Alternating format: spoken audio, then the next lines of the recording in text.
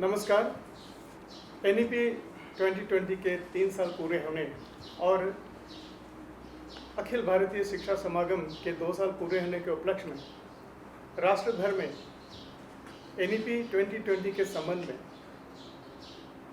जो सभी जो हितधारक है यानी स्टेक होल्डर्स है, स्टूडेंट्स, पेरेंट्स और आम जो जनता है, उनके बीच में जो भ्रांतियां हैं, कन्फ्यूजन्स हैं, उन सब को दूर करने तथा 3 वर्षों में NEP की जो उपलब्धियां हैं, प्राथमिक स्तर से लेकर विश्वविद्यालय स्तर तक, उन सब के बारे में जनता के समक्ष जागरूकता को लाने के लिए ये कार्यक्रम रखा गया है, जिसका उद्घाटन भारत मंडपम के मंच से कल यानी 29 तारीख को देश के प्रधानमंत्री श्री नरेंद्र मोदी जी ने किया। और इस पूरे सप्ताह भर के कार्यक्रम में राजीव गांधी विश्वविद्यालय ने भी कई कार्यक्रमों के आयोजन से NEP 2020 के संबंध में देश को और राज्य के जितने भी हमारी जनता है, हमारे जो विद्यार्थी हैं और हमारे जितने भी पेरेंट्स हैं, उन सब के मन के भीतर की जो भ्रांतियों को दूर करने का प्रयास किया है। और इस क्रम में राजीव गांधी विश्वविद्यालय क्या क्या कदम उठा रहे हैं NEP के इम्प्लीमेंटेशन के लिए, इस संबंध में एक और कार्यक्रम हम आयोजित करने जा रहे हैं। हमारे बीच इस समय विश्वविद्यालय के 5 डीन हैं। मेरे बगल में प्रोफेसर कवि जो डीन कम्युनिकेशन स्टडीज़ के हैं, उनके साथ प्रोफेसर SK चौधरी सर है, dean faculty of social sciences हैं, और उनके साथ professor Utpal Bhattacharya sir, dean engineering technology है, और उनके साथ हमारे dean basic science professor Sanjeev Kumar sir, और अंत में professor SS Singh, dean faculty of languages. दर्शकों को ये बताना चाह रहा हूँ कि NEP के अंतर्गत 18 वर्टिकल्स हैं। उन 18 वर्टिकल्स के इम्प्लीमेंटेशन के साथ 2035 तक हम NEP को पूर्ण रूप से इम्प्लीमेंट करने का एक मुहिम पर है पूरे विश्वविद्यालय और पूरा राज्य। इन 18 वर्टिकल्स में जो समस्याएं हैं लोगों को समझने में, उसके संबंध में हमारे डीन्स बात करेंगे। तो सबसे पहले हम अपने डीन कम्युनिकेशन स्टडी प्रोफेसर कवि से उन 18 वर्टिकल्स में से किसी एक पर प्रकाश डालने के लिए आमंत्रित करता हूँ। जी sir. Let me begin by giving a broad overview of philosophy of NEP 2020, which provides a holistic, a very comprehensive and progressive approach to education in the country. And in this context, I would also like to highlight some of the major stress upon this new education policy. So, number one of the very significant aspect of this NEP 2020 education policy is to impart skill and innovation in the education system, whereby it also helps the students not only to get a degree, but it is also to equip them so that it is also a kind of sustainability in their own lifelong process, and even where it provides them a better opportunity for employment and so on. So in this context, this new policy also introduces certain skill course across discipline, and students are also supposed to go for internships, vocation training and so on. So this is one very vital aspect of the new education policy that we are talking about in the country. And the second aspect of this policy is also the stress on values in education system, which is also another vital aspect. No, because it is not only to give degree to students, but education is also to create a conscious and responsible citizens, so that when they come out of the education system with their degree, they have some consciousness towards the family, the society, the country, and so on. And in this context, there are important subjects that has been introduced across disciplines, like for example, you have environmental studies, disasters management, gender studies, human rights, and so on. So this kind of courses will definitely create some kind of a value system in the education system, where the student is not only taught about knowledge, but also values that will help, that will promote better peace, harmony, and social consciousness. So this is another important aspect. And the third aspect that I would like to pinpoint is also the promotion of multilingualism in the education system, which I feel it is also very important. Now this new policy introduces the concept of local language or mother tongue, which will definitely enhance interest in the students in the learning process, and in the long run it will also help in promoting one's own language. So this is another very important aspect of the education, this new policy. And the last point that I would like to also highlight is the stress on research, vigorous research, outcome-oriented research, which has been one of the major issues of discussion so far in the education system, where we don't have proper kind of research. But this new education system stresses upon vigorous research, which is more focused on action-oriented, based on social needs. So I think this also will go in a long way in encouraging and bringing about social development in the larger context. So these are some of the broad overview or philosophy of this NEP 2020. Thank you. बहुत बहुत धन्यवाद sir. NEP के तहत जो value added courses की बात हो रही है कि बच्चों को पढ़ाई के माध्यम से केवल सूचना नहीं दी जानी चाहिए, बल्कि या फिर केवल ज्ञान का स्तर उसका ऊंचा नहीं करना चाहिए, बल्कि वो मूल्यों के आधार से भी उतने ही ज्ञानी हो, ताकि समाज जो है मानव समाज कहलाने के लायक हो या फिर मनुष्य के जीने लायक हो। इसलिए वैल्यू जो है, मानव मूल्यों की जो शिक्षा है बहुत आवश्यक है।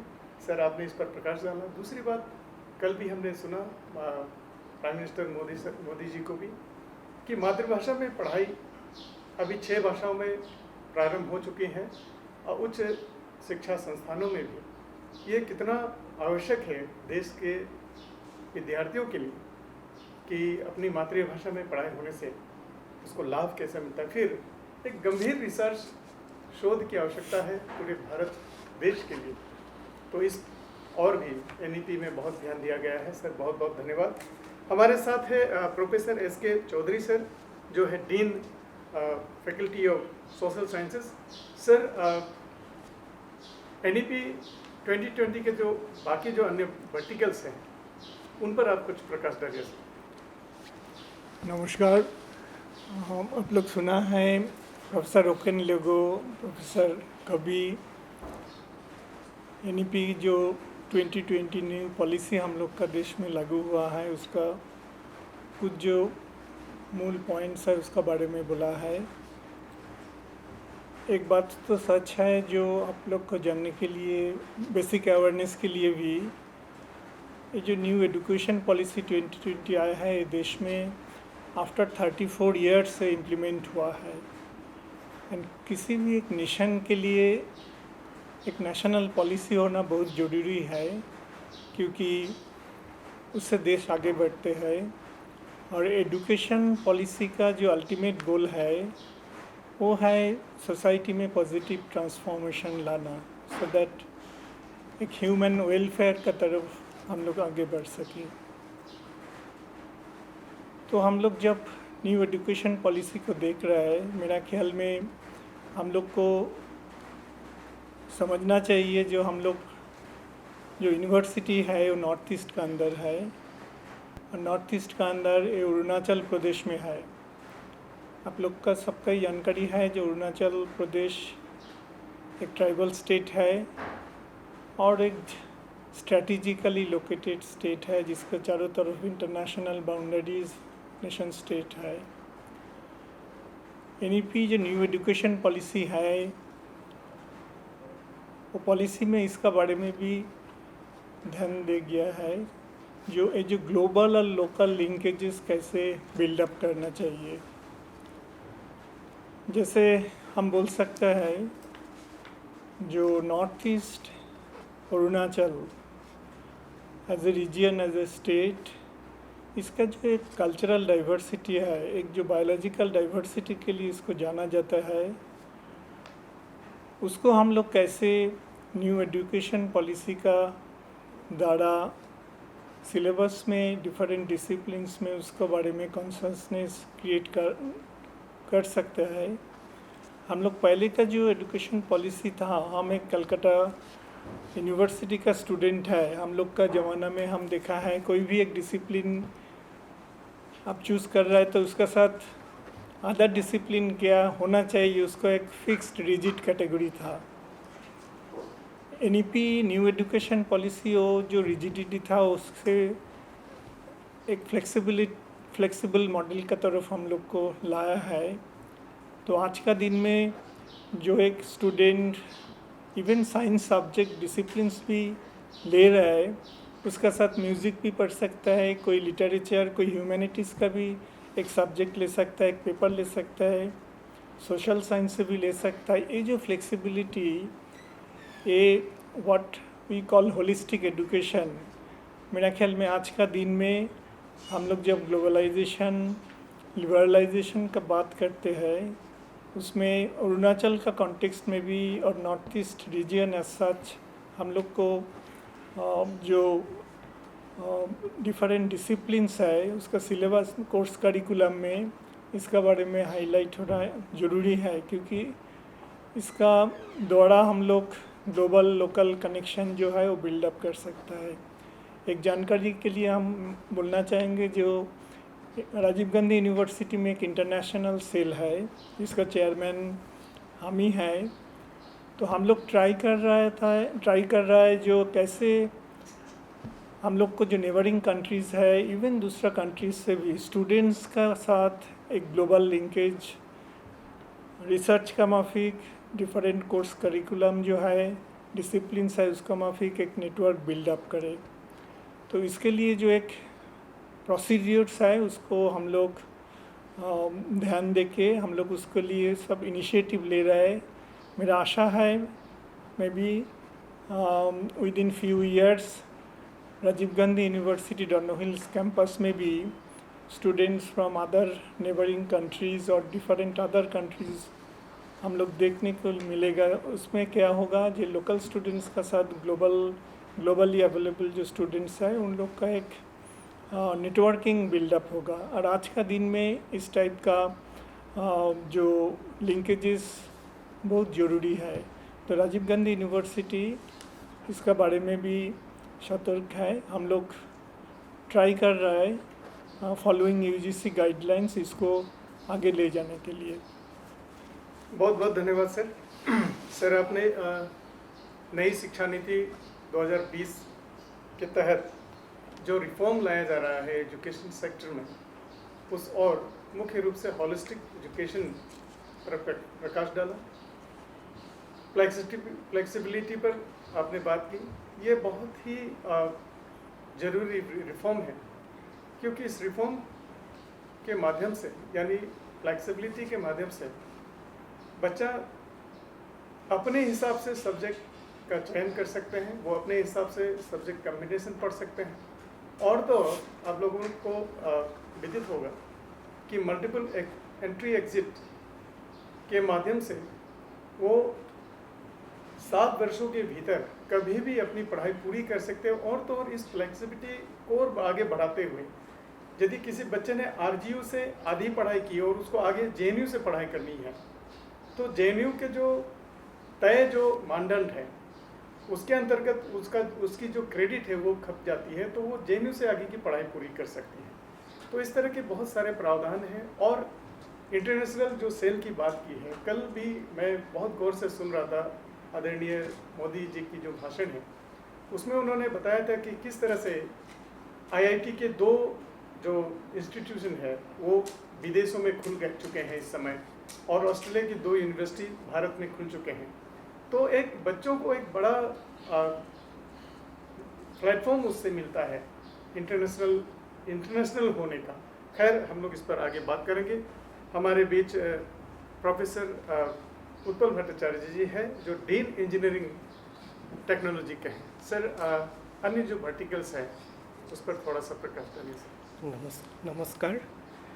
I am going to speak on 2 verticals. One is open and distance learning and another is MOOC courses with reference to NEP 2020. Actually, Indian education system is 3rd largest education system in the world, only after US and China. However, All India Higher Education Survey report shows that in the year 2020-21, only 27.1% gross enrollment ratio is achieved by India. And India is a signatory of Sustainable Development Goal, which is a UNGC policy of 2015. And according to it, India must have to achieve 30% gross enrollment ratio by 2030. And NEP 2020 addressed this issue very effectively through integration of technology and introduction of open and distance learning concept. Actually, open and distance learning was there earlier also, but in NEP documents at 10.10, it is stated that from now onward, all open and distance courses will be at par standard courses. That means if a student take course from distance learning, he will be treated at par with the other students, those who perform it face to face. Then another issue, it is clearly stated that there is no compromise with quality. Quality will not be compromised. Then in case of opportunity also, there will be no compromise. Then another things which we have observed in NEP related to distance is that here it is targeted the school level also. Till now, all the open and distance courses are designed only for higher level education. Though there is National Institute of Open School is there, only a negligible number of students participate in this program. Now, NEP documents state that beside from these old courses, Open School will now offer A, B and C level courses, which will be equivalent to class 3, class 5 and class 8 courses. Then they will offer courses like secondary courses, which will be of the standard 10 and 12, and vocational courses, life skill courses and other value added courses. So these are actually sea change in the entire process. That means there will be paradigm shifting from earlier face-to-face mode to complete integration of your distance and open learning in curriculum. Then NEP documents itself state that the universities will develop open courses, open and distance learning courses, and it will be part of the curriculum. That means now student will have the flexibility. Like this, suppose a student is pursuing one course, he need not require to be either open or distance mode or regular mode. A portion of the course can be completed in distance and the remaining part may be in face-to-face. or vice versa. So it provides very good actually flexibility to the programs and which is one of the basic objective of our NEP 2020. NEP 2020 is based on actually flexibility and accessibility, and it is always focusing on the underprivileged class of the society. So as a result, what happened? It is targeting for those people. Suppose a financially disadvantaged people, they could not complete the course in one go. They can pursue one portion in regular mode and remaining portion in online mode so that they can complete the courses. Beside from this, there is one more focus in NEP that is the MOOC courses, which is massive open online courses. MOOC is nothing but new generation of distance learning courses. Here what happened? All the courses are technology enabled. That means it is developed normally, MOOC courses are normally developed by highly qualified professionals, and as a part of NEP 2020, these courses are integrated into the curriculum of other institutes so that there is credit transfer. Suppose I am pursuing one degree from RGU, then 40% of my courses I can select from other institute. That flexibility is now there. Normally what happens in our case, if RGU does not have that expertise, we do not offer those courses. Now student is not restricted to that one. They can now select the courses from very top institute, and their credit, whatever credit they have earned there, that will be transferred to RGU curriculum framework, so that it will be considered as a part of their degree program. So these type of things are giving more flexibility to the students, increasing the accessibility and enhancing affordability. बहुत बहुत धन्यवाद sir. आपने NEP के तहत जो ODL और MOOCs में जो रिफॉर्म किए गए हैं उस पर बहुत ही सुंदर तरीके से प्रकाश डाला है। दर्शकों को बता दूं कि सबसे ज़रूरी बात जो हमारे लिए जानने की है कि हम डिस्टेंस लर्निंग के माध्यम से या ओपन स्कूल्स के माध्यम से जो हम डिग्री प्राप्त करते हैं उसको हम छोटा मानते हैं। एनईपी 2020 में इसी बात को बहुत गंभीरता से लेते हुए इसको क्वालिटी, जैसे सर ने बताया, क्वालिटी और अपॉर्चुनिटी के दृष्टि से बराबर एट पार करने का प्रयास बहुत किया जा रहा है। और उस क्रम में इस समय ओडीएल यानी डिस्टेंस लर्निंग जो इंस्टीट्यूट है वहाँ और जो रेगुलर मोड है उसके जो सिलेबस है, जैसे हमारे राजीव गांधी यूनिवर्सिटी में इंस्टीट्यूट ऑफ डिस्टेंस एजुकेशन में, और जो हमारे जो रेगुलर कोर्सेस हैं उसके सिलेबस का जो कंटेंट है उसका 80% हूबहू वैसे ही होनी चाहिए। और तो और परीक्षा का जो क्वेश्चन पेपर है वो भी एक जैसी हो। हम केवल एक सुविधा दे रहे हैं जो रेगुलर क्लास नहीं आ पाते हैं, बाकी डिग्री और क्वालिटी के में कोई किसी तरह का कोई हम समझौता नहीं करेंगे। दूसरी बात, मूक्स पर जो बात कही है सर ने, बहुत ज़रूरी है हमारे दर्शकों को जानने के लिए कि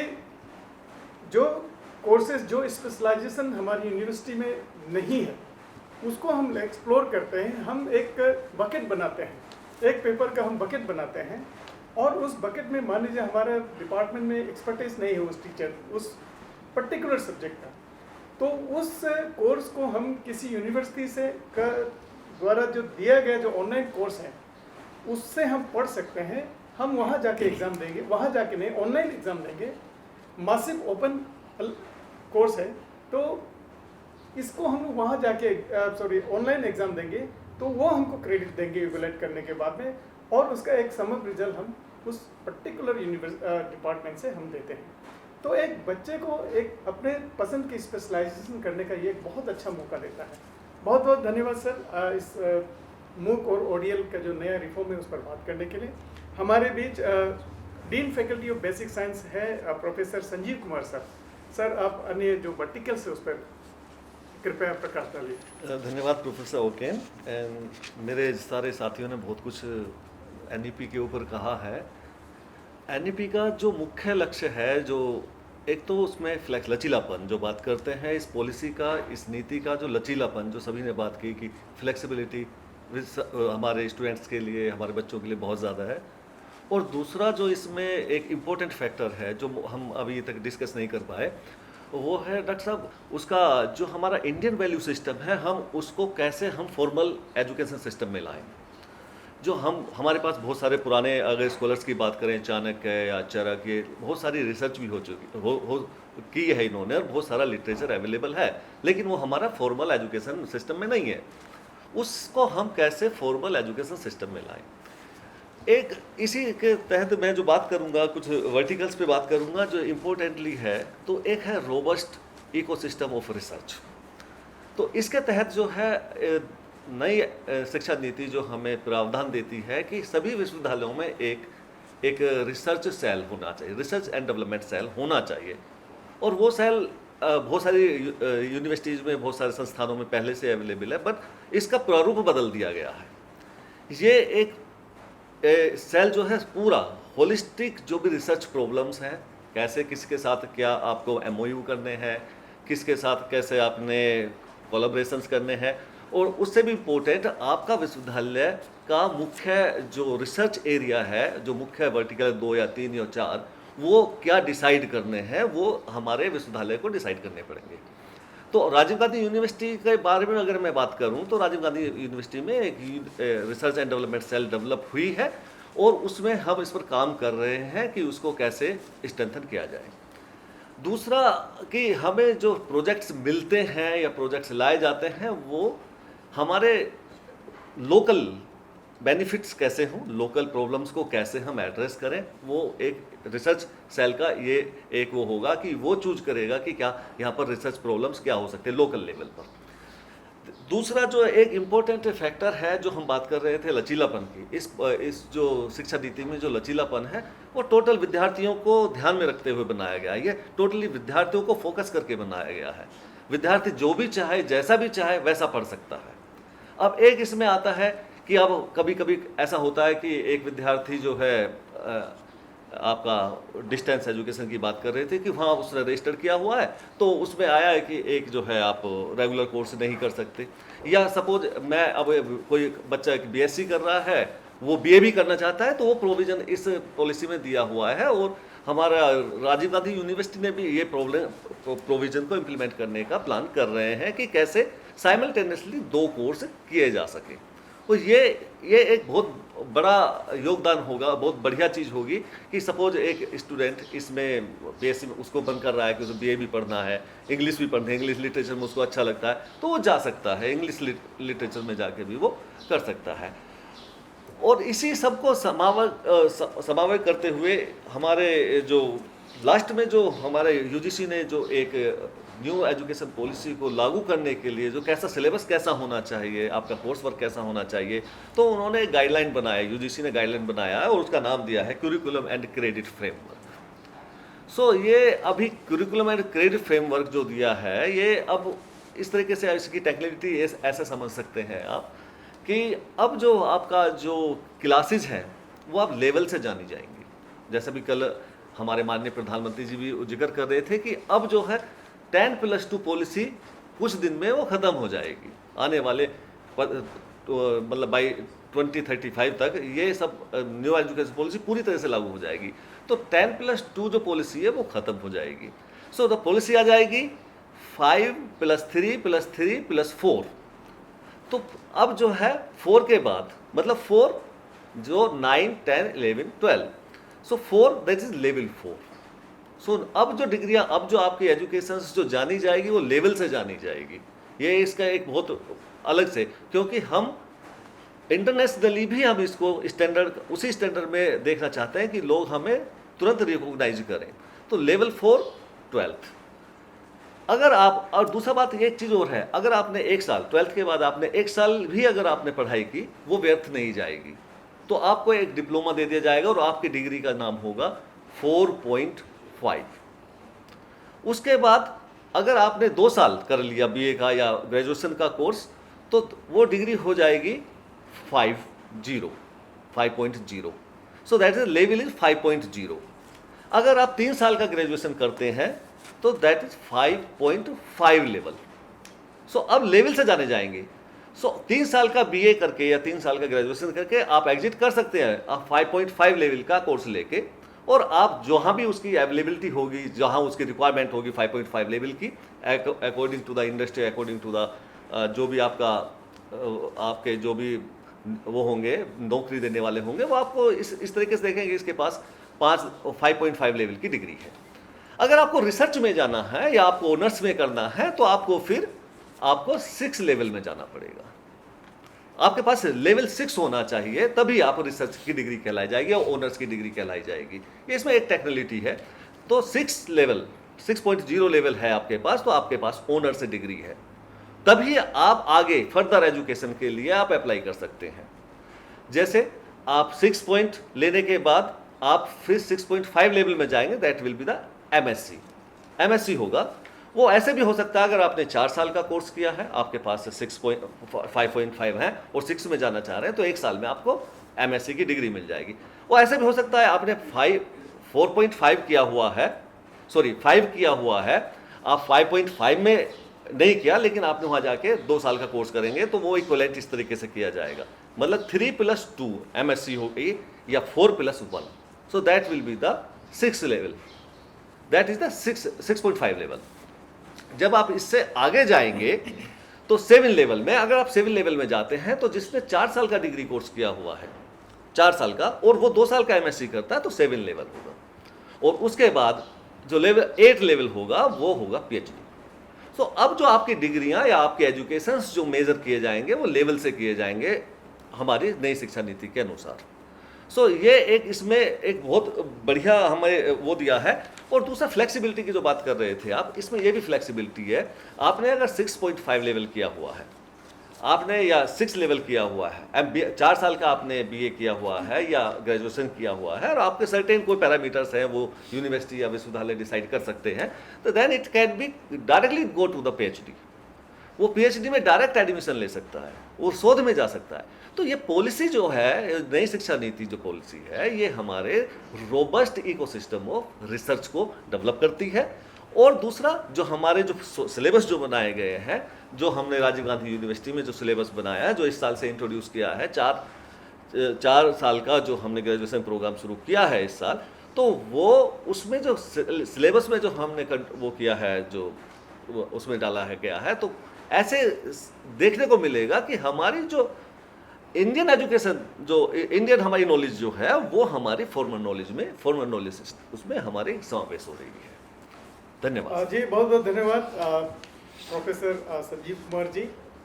आपने रोबस्ट इकोसिस्टम ऑफ रिसर्च पर जो एनईपी में जो प्रावधान है उस पर बहुत अच्छी तरीके से बात कही कि विश्वविद्यालय में टीचिंग लर्निंग के साथ रिसर्च पर बहुत ज़्यादा फोकस किया जा रहा है. और रिसर्च में भी जैसे आरजीयू जिस जगह स्थित है, वहाँ के लिए किस तरह के रिसर्च टॉपिक चुने जाने चाहिए, इस पर जो रिसर्च के जो सेल है वो बात करती है. दूसरी बात, पहले बहुत हमारे बच्चे कन्फ्यूज़न में रहते थे, या फिर हम चाहते भी हैं कि हम एक साथ कई डिग्री हम प्राप्त कर सकें, क्योंकि बहुत सारे बच्चे तेज होते हैं जिनको अपनी एक ही डिग्री पर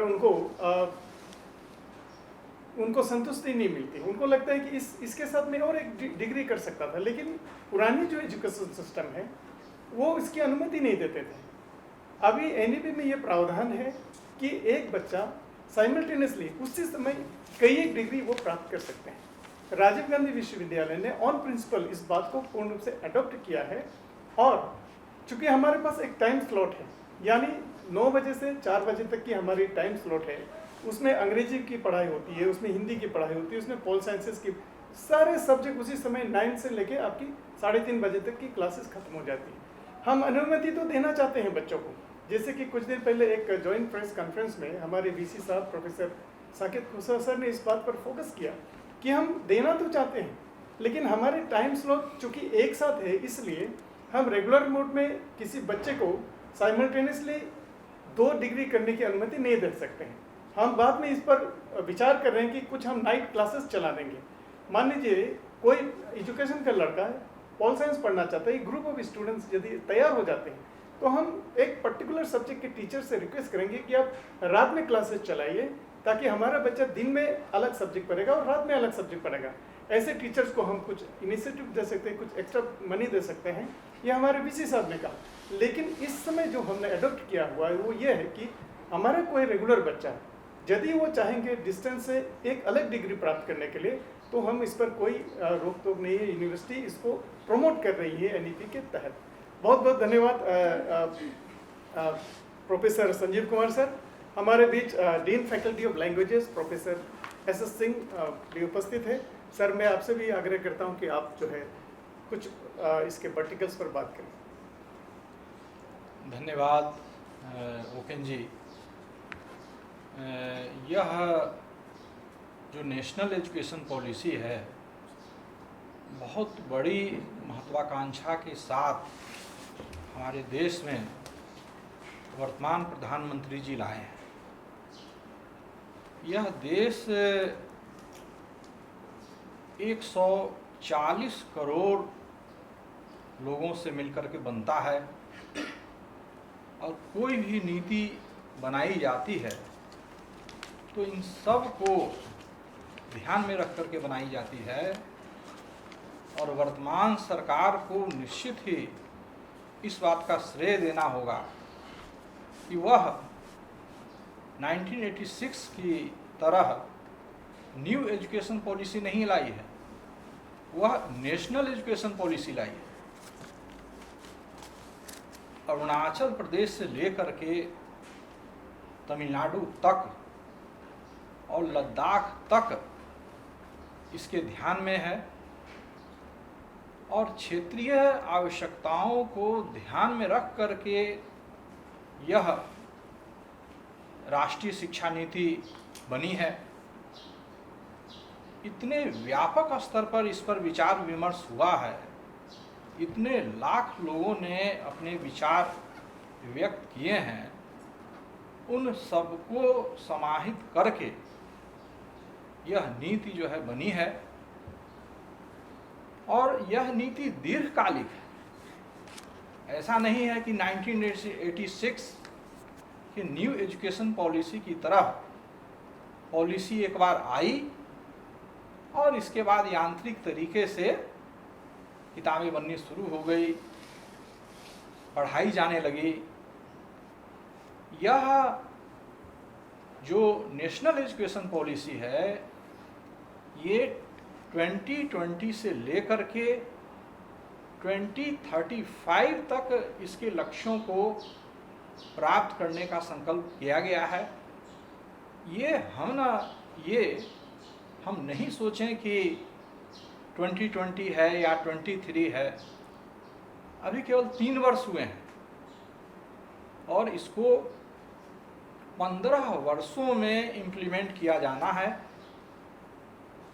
और ये जहाँ तक मुझे ध्यान आ रहा है, यह बाल वाटिका से लेकर के आंगनवाड़ी से लेकर के बाल वाटिका से लेकर के और विश्वविद्यालय तक को ध्यान में रख करके एक कंप्लीट जिसे कहते हैं उसको ध्यान में रख करके यह नीति बनाई गई है।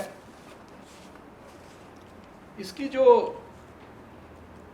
चौथी जो विशेषता है वह शोध को लेकर के, रिसर्च को लेकर के जितनी चिंता इस नीति ने जताई है वह मैं सोचता हूं कि अभूतपूर्व है। पहली बार आज़ाद भारत के इतिहास में, स्वातंत्रोत्तर भारत के इतिहास में पहली बार नेशनल रिसर्च फाउंडेशन बिल लाया गया है, पहली बार। और यही नहीं, 5 वर्षों के लिए 50,000 करोड़ रुपए आवंटित किए गए हैं। कुछ लोग बोल सकते हैं कि 140 करोड़ या थोड़े दिनों में 150 करोड़ आबादी भी अपने देश की होने वाली है, उसको ध्यान में रख करके 50,000 करोड़ का तो मतलब बहुत ही अल्प राशि, लेकिन यह जो है अभी जो हमारे सामने है उसको ध्यान में रख करके ये चीज़ें, यह राशि आवंटित हुई है। और इसको जब यह राशि आवंटित की जा रही थी तो शोध का जो स्टेप है वह स्टेप सबसे ऊंचा है। जो कॉलेजेज हैं, हायर सेकेंडरी स्कूल है, सेकेंडरी स्कूल है, प्राइमरी स्कूल है, बाल वाटिका है, आंगनवाड़ी है, तो कितने ही ऐसे द्वार हैं जिसको सरकार ने ध्यान में रखा है। तो रिसर्च को लेकर के जो पहल सरकार ने की है उसने एक छोटा सा प्रारंभिक कदम उठाया है। और बिल का मतलब ही ये है कि ये एक शुरुआत है, और इस शुरुआत को सरकार ने एक बहुत ही शुभ संकल्प के साथ रखा है। यह नहीं है कि इतनी ही राशि, उपलब्धियां दिखेंगी तो और भी इस राशि को बढ़ाने का संकल्प यह सरकार रखती है। और जैसे जैसे इम्प्लीमेंटेशन किया जाएगा, जैसे अरुणाचल प्रदेश है, लद्दाख है, या और भी उत्तराखंड है, सिक्किम है, नागालैंड है, मिजोरम है, तो इनकी जो आवश्यकता है रिसर्च को ध्यान में रखकर, इनके सामने, इन राज्यों के सामने समस्याएं वे हैं जो बिहार में नहीं है, उत्तर प्रदेश में नहीं है, मध्य प्रदेश में नहीं है, या बाकी जिन राज्यों का मैंने अभी नाम नहीं लिया है, वहाँ एक बड़ी लंबी परंपरा है। वहाँ इंफ्रास्ट्रक्चर का जो विकास है वह कई एक साल से हो रहा है। जैसे कलकत्ता विश्वविद्यालय है, इलाहाबाद विश्वविद्यालय है, चेन्नई विश्वविद्यालय है, दिल्ली विश्वविद्यालय है, मुंबई विश्वविद्यालय है। तो यहाँ की समस्याएं, इन विश्वविद्यालयों की समस्याएं अलग है।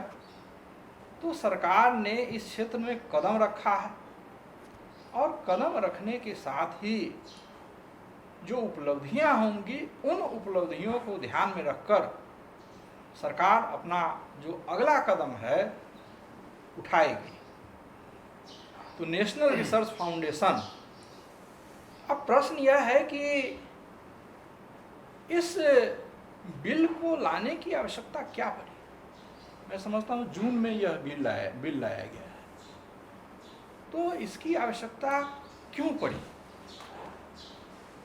इसमें जो है अभी फिर कुछ मैं बोलूँगा, लेकिन यहाँ केवल संकेत करना चाहता हूँ कि विश्व के विश्वविद्यालयों में, यानी यूनिवर्सिटी जो है उसमें एक ही संस्थान ऐसा है, इंस्टीट्यूशन हमारा ऐसा है जो 251 से लेकर 300 के बीच में केवल एक इंस्टीट्यूशन हमारा है, वह है Indian institute of science Bengaluru. तो यह जो नालंदा विश्वविद्यालय, उससे पहले तक्षशिला विश्वविद्यालय और विक्रमशिला विश्वविद्यालय, नागार्जुन कोंडा विश्वविद्यालय, इतनी महान परंपरा के होते हुए आखिर हम सबको क्या हो गया कि आज 300 में वर्ल्ड की जो टॉप मोस्ट यूनिवर्सिटी है उसमें से केवल एक संस्थान हमारा, वो भी 250 के बाद, 250 के बाद इसकी गिनती है। तो इन सब एक व्यापक सोच के साथ सरकार ने इस ओर कदम उठाया है। पहले की जो सरकारें थीं वह इस विशाल परंपरा को ध्यान में रख कर के कम ही चलती थी। जैसे मान लीजिए कि उदाहरण के लिए भारतीय राजत्व सिद्धांत है, यानी हमारी जो राज व्यवस्था है वह राज व्यवस्था जो यूरोप में राज व्यवस्था रही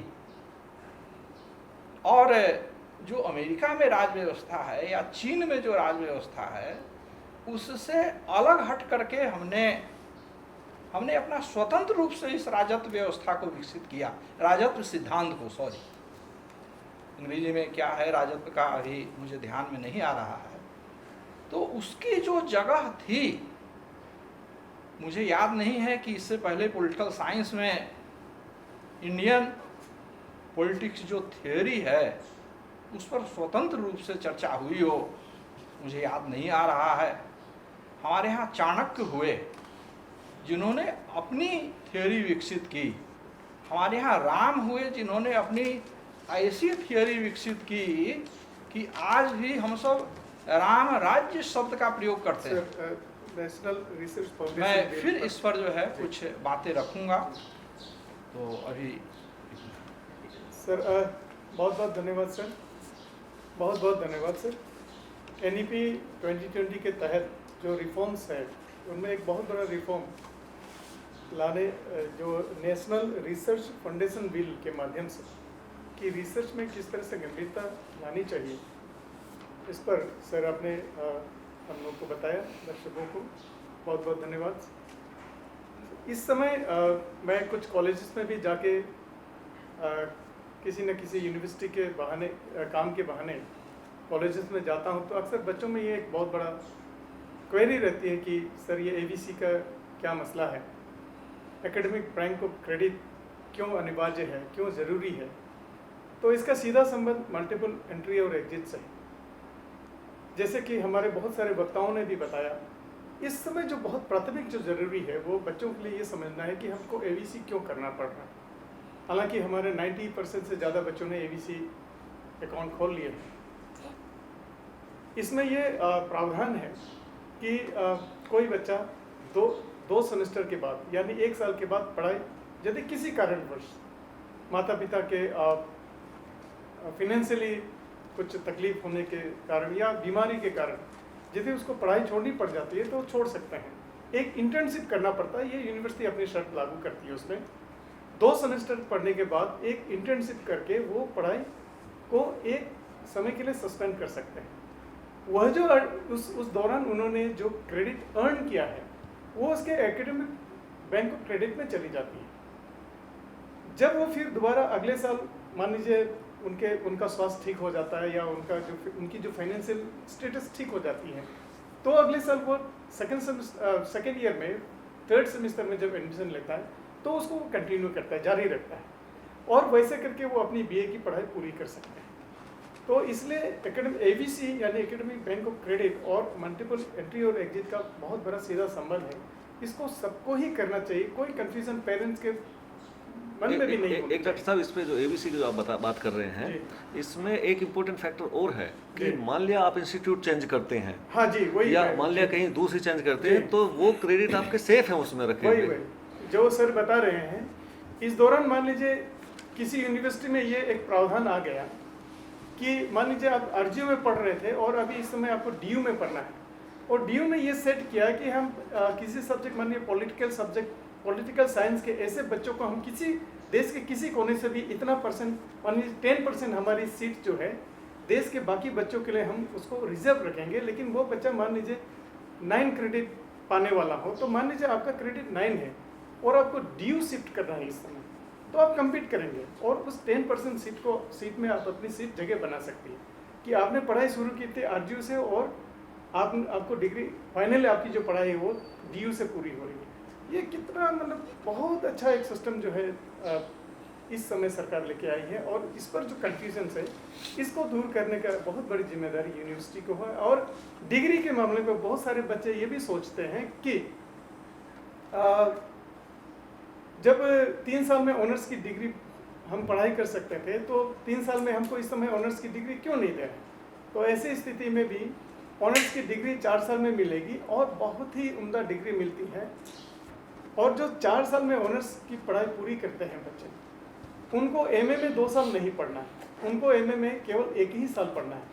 और जो रिसर्च कंपोनेंट को लेकर BA की 4 साल की पढ़ाई करते हैं, उन बच्चों को तो एक जो यूनिवर्सिटी द्वारा तय की गई जो क्रेडिट है, यदि उसको वो अर्न कर लेता है तो उसको बीए के बाद एमए मास्टर की पढ़ाई करने की आवश्यकता ही नहीं पड़ती है। उसको सीधे सीधे जाकर रिसर्च के लिए पीएचडी में हम एनरोल कर सकते हैं। हालांकि उसके लिए जो हमारे जो कंडीशंस हैं, जो यूनिवर्सिटी सेट करती है कि एक एंट्रेंस के माध्यम से आप आएंगे, या फिर बीए जो 4 साल के रिसर्च कंपोनेंट को लेते समय जब आप पढ़ाई करते हैं उस समय आप कितने क्रेडिट जो है अर्न किया है, आपने ठीक से रिसर्च जो कंपोजिशन उसको पढ़ाई की है, इन सब को देखते हुए रिसर्च का एक यूनिवर्सिटी अपना एक सिस्टम सेटअप करेंगे।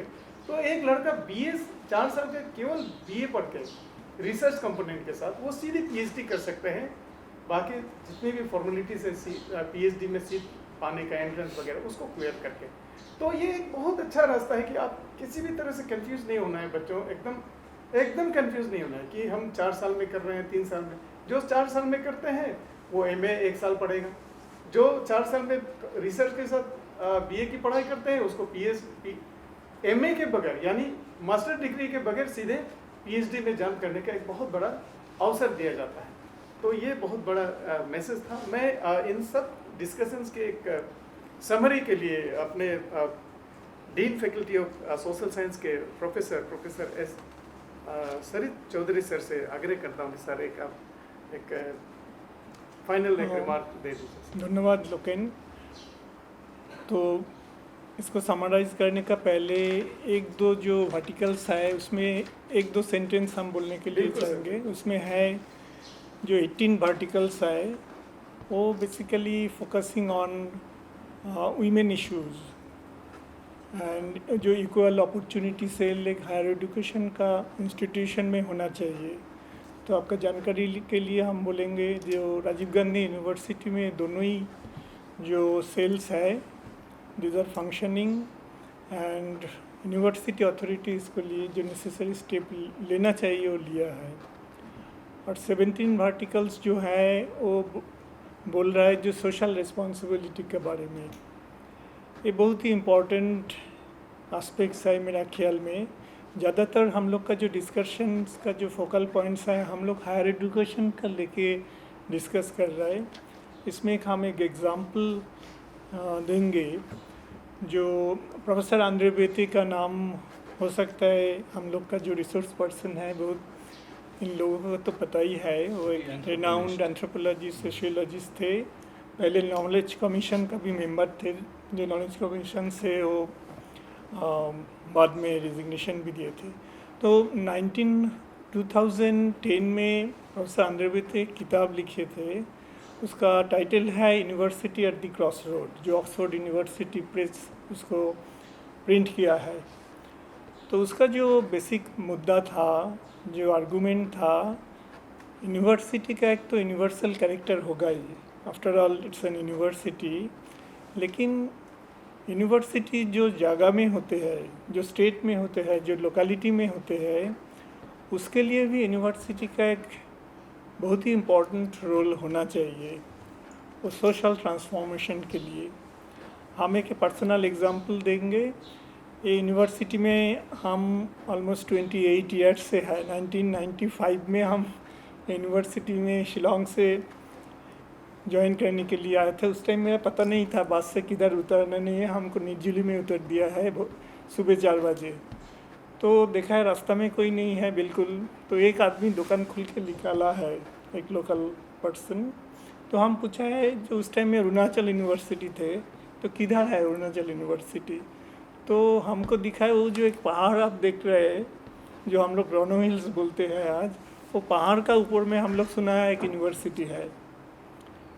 तो मेरा बोलने का जो ये मुद्दा है, ये जो कॉमन पीपल का साथ हायर एजुकेशन इंस्टीट्यूशन का जो एक डिस्कनेक्ट था, इसको मेरा ख्याल में जो न्यू एजुकेशन पॉलिसी है वो उसको जो गैप था उसको ब्रिज करने के लिए, जुड़ने के लिए ट्राई किया है। अजीब जो कॉमन डोमेन में था पब्लिक स्पेस में, यूनिवर्सिटी एक जगह है जिसमें कुछ लोग रहते हैं, लोग बड़ा बड़ा बात करते हैं, नॉलेज का चर्चा होता है, वो साधारण जो आम आदमी है उसका साथ कुछ लेन देन नहीं है। तो मेरा ख्याल में न्यू एजुकेशन पॉलिसी हम लोग जो बात कर रहे थे, ये जो एक इम्पोर्टेंट एस्पेक्ट्स है, so that the last man in the context of Arunachal का कॉन्टेक्स्ट में जो बॉर्डर एरियाज में भी है, विलेज में भी है, उसका भी लाइफ में लाइवलीहुड में यूनिवर्सिटी हायर एजुकेशन का कुछ मतलब हो।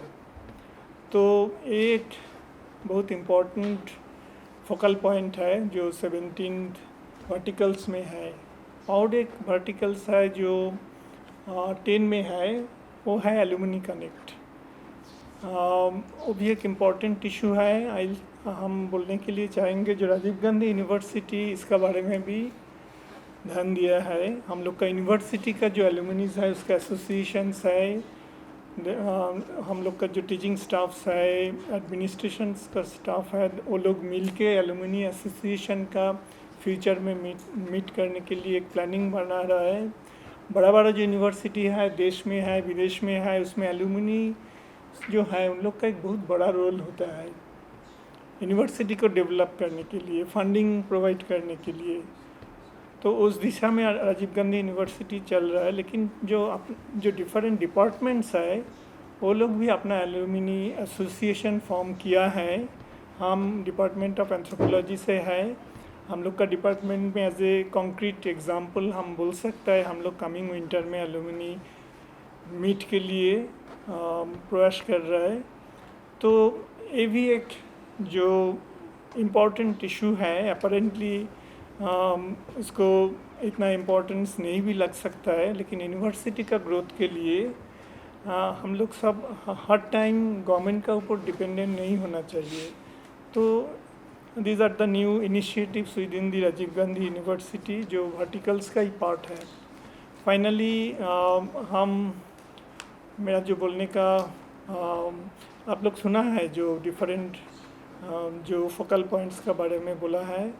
मेरा जो लगता है पहले का जो एजुकेशन पॉलिसी था उसमें एक नॉलेज बेस्ड सोसाइटी में ट्रांसफॉर्म करने का एक मकसद था, लेकिन अभी जो न्यू एजुकेशन पॉलिसी है उसका नॉलेज एंड स्किल का एक बैलेंस बिल्डअप करने का जो आइडिया वो बहुत ही प्राइम फोकस में है। अभी जो होल कोर्स करिकुलम का बात कर रहा है, रिसर्च का बात कर रहा है, उसमें स्किल का जो इन्वॉल्वमेंट है वो बहुत ही इम्पोर्टेंट फैक्टर है। And every discipline irrespective of whether it is science, arts, humanities, language, उसमें स्किल डेवलपमेंट का एक प्रोविज़न लाया गया है।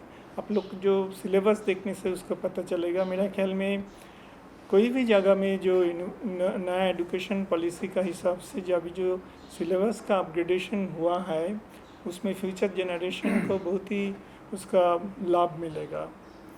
और फाइनली हम I will say that policy level में इसका बहुत ही हम लोग जो डिस्कस किया है इससे it is very optimistic, futuristic and holistic in nature, but it has its challenges also.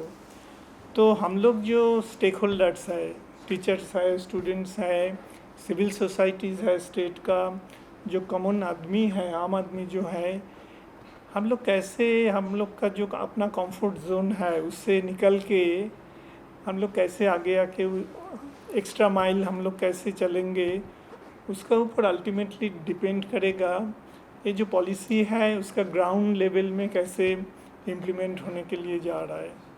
तो इसके लिए जो स्टेट है, I am talking about state in a sense of the state government और सेंट्रल गवर्नमेंट एंड जो other stake holders है, हम लोग को सबको मिलके एक साथ मिलके इसके आगे बढ़ाने के लिए पॉलिसी का काम करना पड़ेगा। एंड हम लोग जो टारगेट फिक्स किया है, मेरा ख्याल में जो हम लोग ग्लोबलाइजेशन का टाइम में जो एक सोशल ट्रांसफॉर्मेशन का बात करते हैं उसको अचीव करने के लिए न्यू एजुकेशन पॉलिसी में कैटर बहुत ही लाभदायक होगा, प्रोवाइडेड हम लोग every stakeholders are willing to walk an extra mile. धन्यवाद।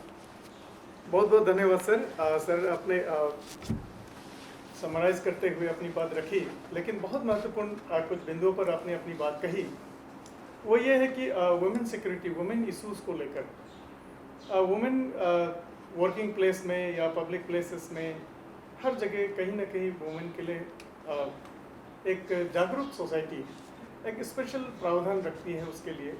और उसी तरह से राष्ट्रीय जो नेशनल एजुकेशन पॉलिसी 2020 में भी वुमेन इशूज़ को लेकर बहुत सेंसिटिव है गवर्नमेंट, और यूनिवर्सिटीज़ को ये एडवाइजरी और डायरेक्टिव दिया गया है कि वुमेन इशूज़ को लेकर आप कितना काम कर रहे हैं। तो हमारी यूनिवर्सिटीज़ में वुमेन इशूज़ को लेकर सेल्स हैं जिस पे हम लोग वुमेन इशूज़ पर डिस्कस करते हैं, उनके साथ किसी तरह के कोई नाइंसाफ़ी होती है तो हम उस पर बात करते हैं। हालांकि हमारी यूनिवर्सिटी में ऐसी कोई इशू ईश्वर की कृपा से अभी तक नहीं आई है। दूसरी बात जो महत्वपूर्ण, बहुत ही महत्वपूर्ण बात है हमारे दर्शकों के लिए मैं बताना चाहूँगा, एलुमनाई कनेक्ट की आपने बात की है।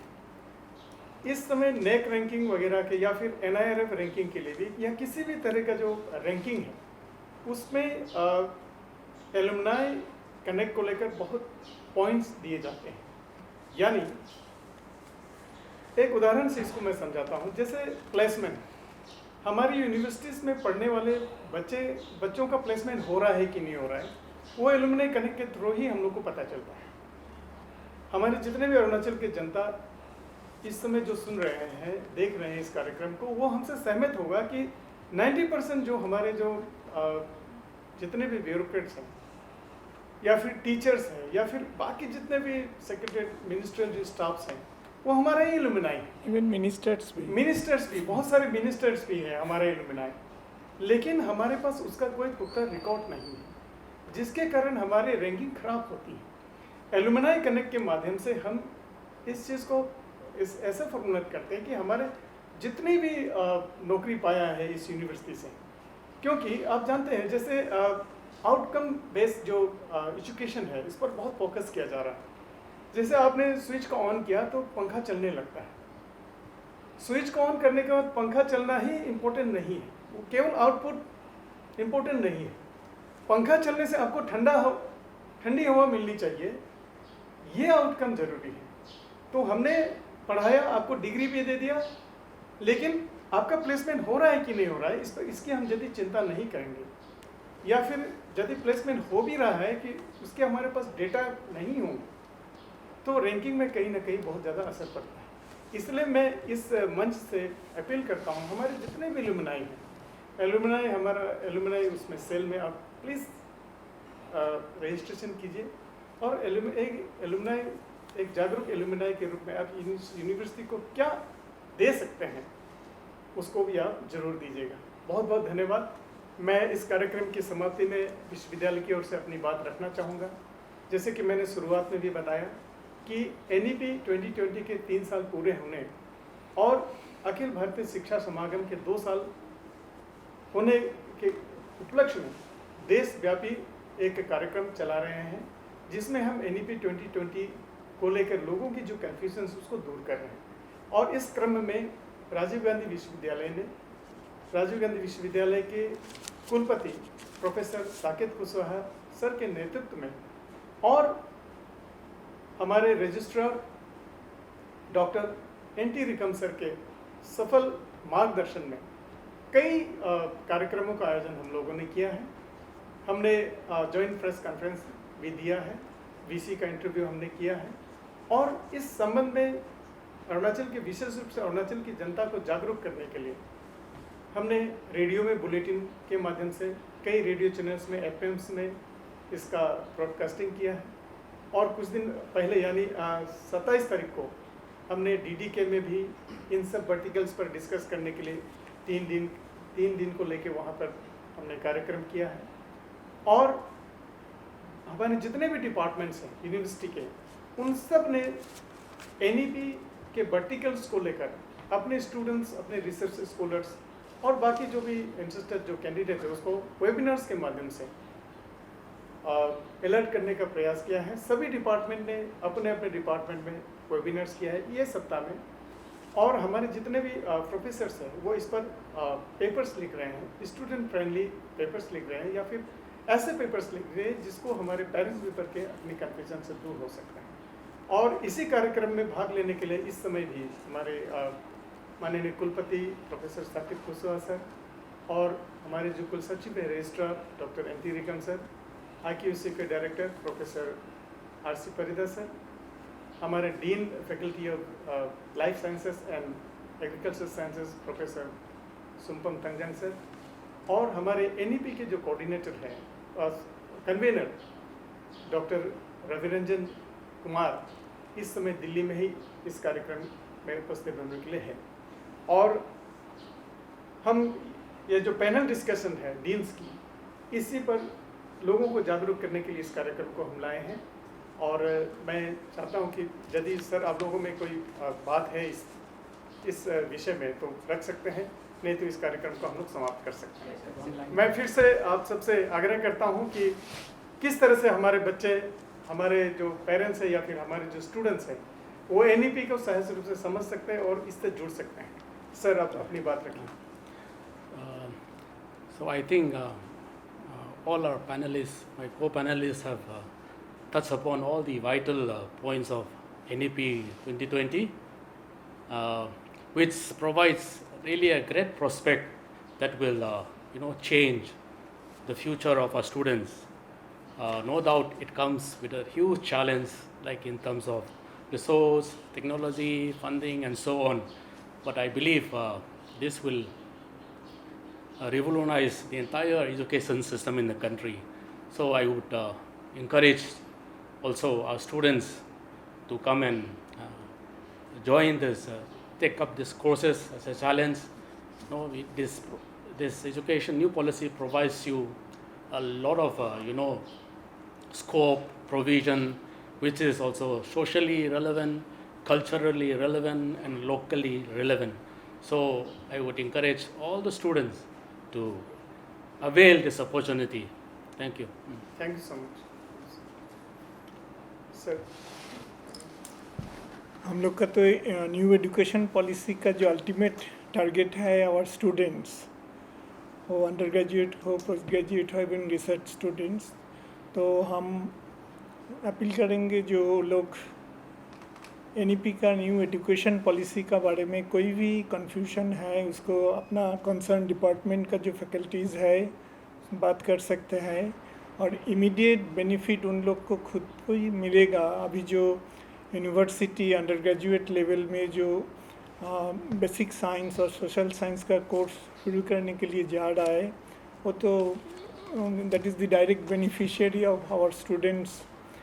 और मेरा ख्याल में डिपार्टमेंट लेवल में whenever we are initiating our classes, उस टाइम में स्टूडेंट्स को एट दी वो जो हम लोग का एक इंट्रोडक्टरी सेशन होता है, उसमें NEP का बारे में स्टूडेंट्स को हम लोग ट्राई कर सकते हैं कलेक्टिवली डिपार्टमेंट वाइज, कि उन लोग को इसका बारे में जो इसका पॉजिटिव व्यूज़ है, पॉजिटिव पॉसिबिलिटीज़ है, उसको सहज तरीक़ा से उन लोग बोलने के लिए, उससे उनका जानकारी मिलेगा, उन लोग में भी इंस्पिरेशन मिलेगा इसको आगे ले जाने के लिए।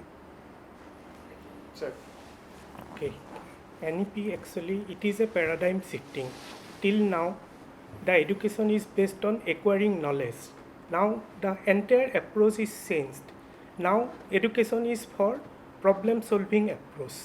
That means you will acquire knowledge as well as skill so that you can directly apply whatever you learn in the academic institute for problem solving. So there is a total paradigm shifting because of this new education policy, and it will enhance employability of the students.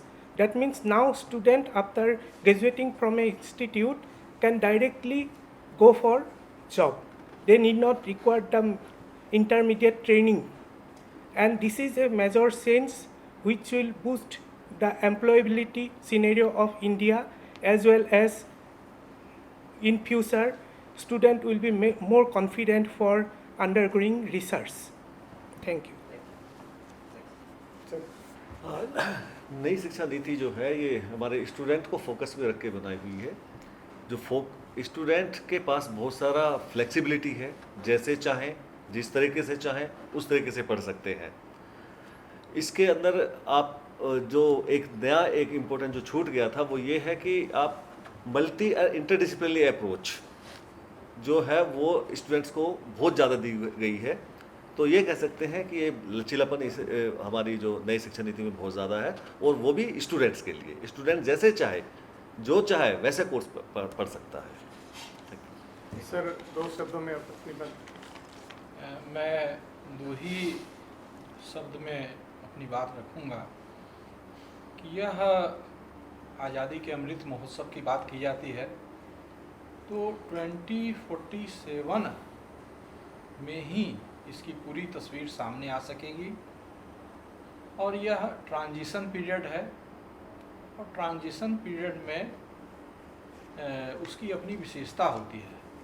तो इन दोनों बातों को ध्यान में रखना होगा, तब इसके जो रिजल्ट हैं वो जो नई पीढ़ी है उसको इसका सुपरिणाम या एक बेहतर भविष्य उनको दिखाई पड़ेगा। NEP 2020 पर पैनल डिस्कशंस के लिए हमारे पधारे डीन आप सबको मैं हृदय से अपनी पूरी टीम के साथ, ऑर्गेनाइजिंग कमेटी के साथ के बिहाफ में आप सबको मैं दिल से बहुत बहुत धन्यवाद देता हूँ। आप लोग सब ने इस कार्यक्रम में जुड़ा। मुझे पूरा विश्वास है कि हमारी जनता, हमारे बच्चे आप लोगों ने जो बात बताई उनसे सहमत होंगे और उनके बहुत सारे कन्फ्यूजन्स आपके क्लैरिफिकेशन से दूर हो गए होंगे। बहुत बहुत धन्यवाद सर।